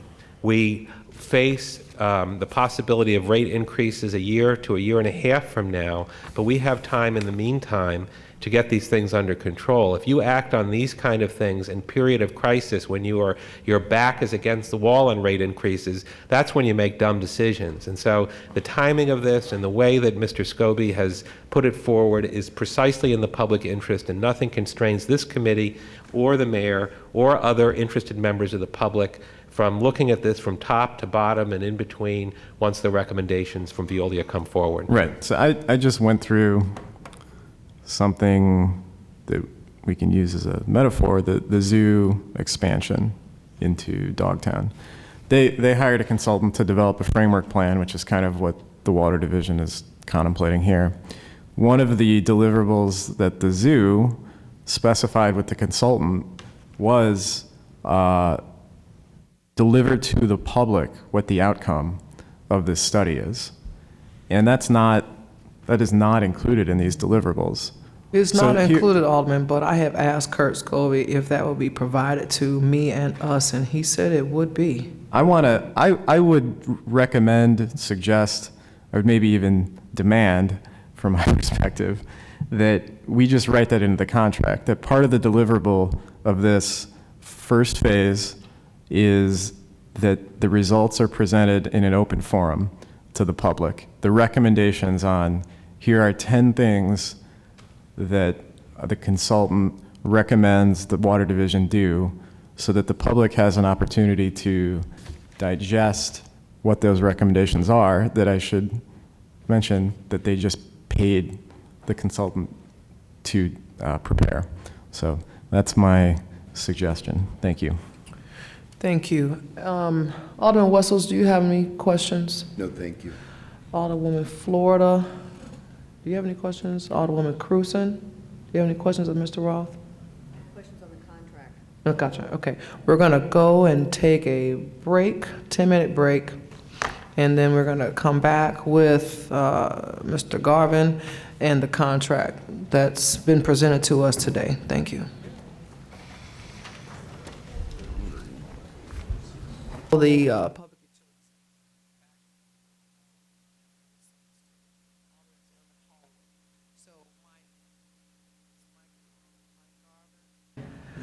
Okay, at this time, we're gonna go through the contract. I don't know what, I don't know if, let's see, do you want me to point out things in the contract, or the things you want to point out in the contract, or? Well, I can tell you generally the process so far, and then I suppose if there's, I know that I've heard some specific issues already that I could address, and Okay, all right. So from what Alderman Cone had asked was who prepared the contract, and at that time it was told that Black and Veatch did. Is that correct? I don't know who prepared the original draft. Okay. I know that I was given a draft, and there's been considerable back and forth over the months. So I don't think this particular one is a kind of a team effort. You know, I made revisions that were accepted by Veolia. They made suggestions, and we've gone back and forth several times. In the first contract or the second one? And this version. In this version, okay. Reflects all the give and take. I did hear a reference to the first one, and I think you correctly stated there's been some significant changes since that draft. Right. We stopped a couple weeks ago, at least in my mind, because I knew we were having this hearing, and I knew I'd get more input, so I figured I would wait to hear that before we continued working With the on the rest of the contract. draft. Let me ask you this. The first contract that was before the Board of E&A, I understand it was a draft, and I understand it wasn't complete. Is that usual for the Board of E&A to vote on a contract that's not complete?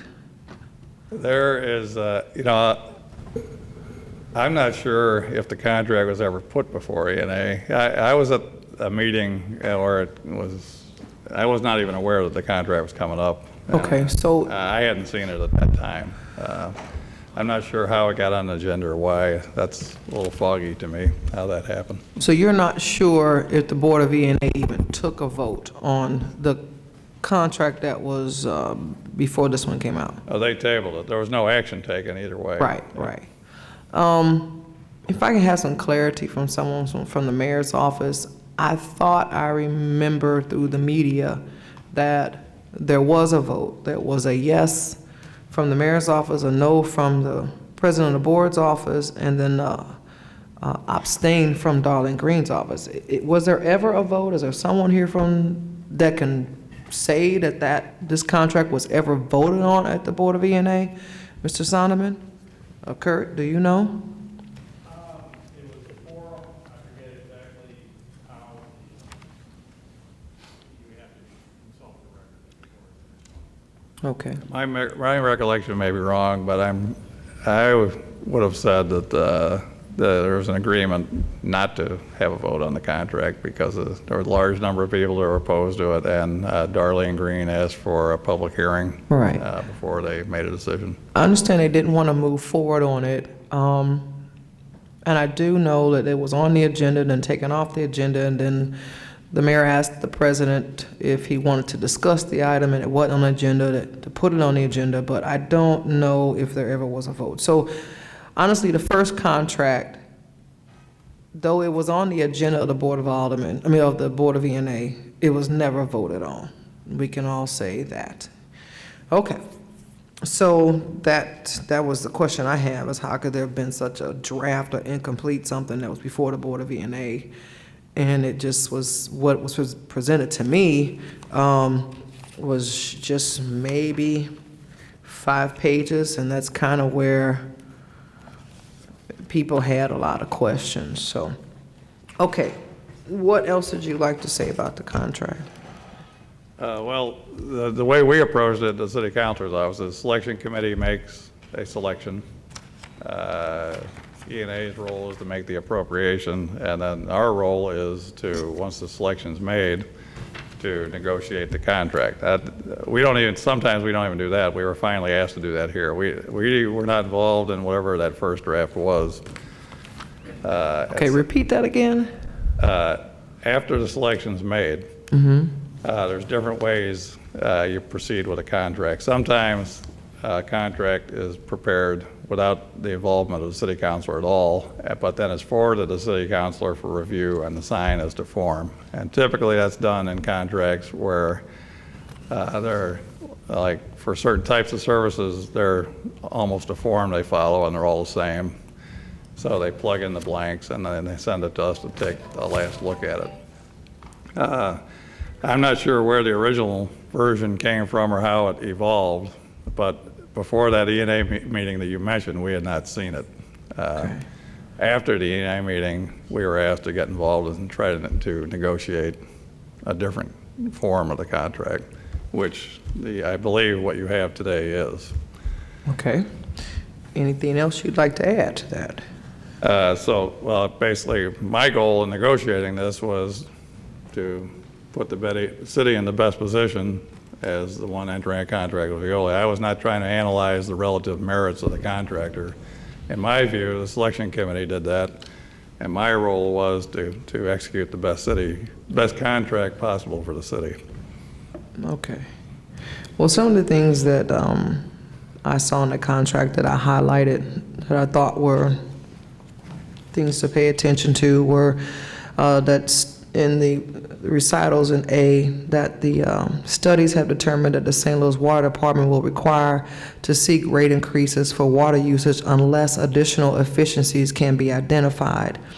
Later in that, bulletin G, however, the city has no interest and the charter of the City of St. Louis does not permit the purchase, lease, or control of the St. Louis Water Department. That is included in the contract. I was concerned to make sure the exhibits were attached, which they are, Exhibit A, and there's actually 2 exhibits, so that is in the contract. I don't know if the Alderman, I know Alderman Ogilvy had some questions, and so did Alderman Boyd. And I apologize, I've been putting Kurt as K, and Captain K as a C, I'm sorry. Also, I point out, as I read, the city has designated 2 other representatives to the steering committee, and Veolia shall be entitled to designate 1 steering committee member. So when I was speaking of the steering committee, that will actually be reviewing what Veolia comes up with during the 4 months and after the 4 months. There is a steering committee put in place that will be reviewing everything that they give. It says that Veolia professionals shall submit reports to the steering committee on a monthly basis or as the steering committee shall see reasonable. In Article 2, term, this agreement is effective as of the date first above mentioned, written, and unless earlier termination in accordance with the provisions hereof and otherwise amended by the mutual agreement shall have Phase 1 term 4 months and Phase 2 term only by mutual agreement. There was some questions of how, before all this happened, that when I was meeting with people, how long this contract was to be served out. So I'm glad that the 4 months was even in the RFP and it is clarified in this contract.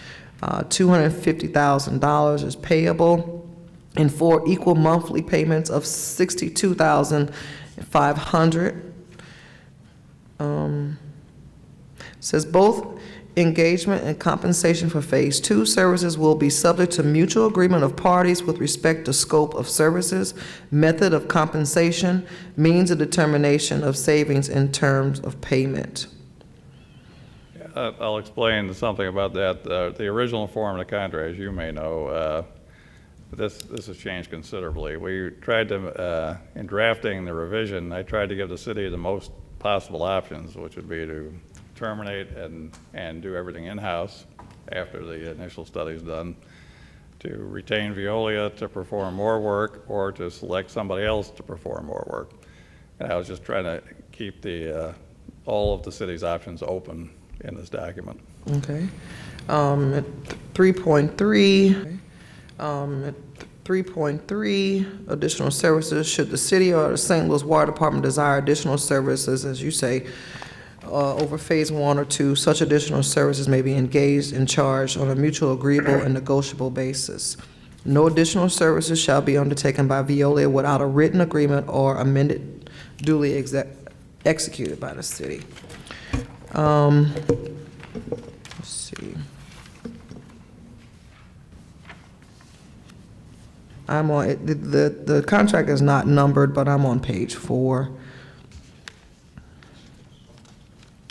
It says that Veolia is an independent contractor, is retained by the city only for the purposes and to the extent set forth in this agreement. Veolia is not authorized to bind the city, St. Louis, or St. Louis Water Department in any manner or incur any obligation, expenditure, liability on behalf or against the city, which is something I didn't see. So I'm just trying to point out some of the things that I saw. I know the Alderman, it was a large document, and I was up quite late trying to make sure I examined it with my non-lawyer eyes. Then there's definitely a large insurance clause that's in there. In Article 8, what kind of jumped out to me was that Veolia, which is page 6, Article 8, Veolia shall be entitled to all right, title, interest in, and all ideas, conceptions, discoveries, inventions, improvements, designs, and methods, techniques, process, and software, whether or not subject to patent or copyright protection, that are developed by Veolia as part of the services. And this was something that had came up before. But however, Veolia hereby grants to the city a license to, we can actually get a license to use this information, and that the license is provided to the city with no cost. And I know that was one of the things that came up, was that we would not have any rights to any of the information. Right. Does that say that? This grants us the right to use it, which cannot be revoked. It's perpetual and it's cost-free. That was not in the original version. Okay. And then Alderman Ogilvy brought up something in Article 9. I kind of put a question mark to it. I'll let him go for that when we start questioning. There were some issues brought up by the coalition against Veolia that because Veolia would maybe use some of the city equipment, that if any idea came up, whether it was a city department worker or a Veolia worker, that how would you distinguish who actually came up with that idea or so forth. But I see in this clause specifically with office and equipment that Veolia actually has to supply their own computers and their own equipment in that way, but have access to our data and our city departments. Yeah, they'll need access to data in order to perform their work, but everything else you said is correct. And then in 13.4, it says that Veolia access to and communication with departments of the city of St. Louis and other agencies and authorities were necessary, such as what other department would they get information from other than the water department? Oh, I don't know. It could Maybe be the Kurt can answer comptroller. It could be there's information held by other departments that they would require. I just think this was sort of a catch-all category that if they need the information, we'll get it to them. Okay. And then Article 16, termination. The city shall have the right to terminate the services or any part by prior written notice. In such event, the city shall pay Veolia as follows. A, if termination occurs during Phase 1, the city will pay Veolia its lump sum price for the Phase 1 services. Does that mean the whole, is that $62,500, or is that the whole? That would be the whole thing, the $250. And just keep in mind, and that could be negotiated, but this is a 4-month contract. It's not going to last long. So if we decided to get out of the contract in 36 days, we still will be obligated to pay the 250,000? Because, and I think the theory there is that they will have ramped up and done a lot of the time-consuming work at that point already. Okay. And then it says in Article 18, 18.3 mediation. If the dispute, well, I'll go to 1802, 18.2. In the event that a dispute cannot be amicably resolved by the participants, it shall be referred to the steering committee for resolution. And 18.3, if the dispute cannot be resolved by the steering committee, either party may request a mediation. That would pretty much be through what? Through courts? No, there's a mediation, private mediation services, and just so you know, a mediation is not binding. Mediation, a mediator will suggest a result or try to get the two parties to agree. There was an arbitration clause in here that would have been binding. That's been deleted. So mediation is more of an effort to resolve disputes without going to court. And I know when I had sat down and talked to Kurt about some of the qualifications that they were looking for to grant the contract, it was not only experience, but also minority participation, that they would definitely go along with our laws and so forth. And so I do appreciate that being in this bill, which wasn't before. So, on this contract. At this time, I'm going to go ahead and open up any questions. Now, I don't know, you may need some help. I don't know who else can help you on this. You look like you're standing alone. I'm probably alone. But we'll just go on down the line.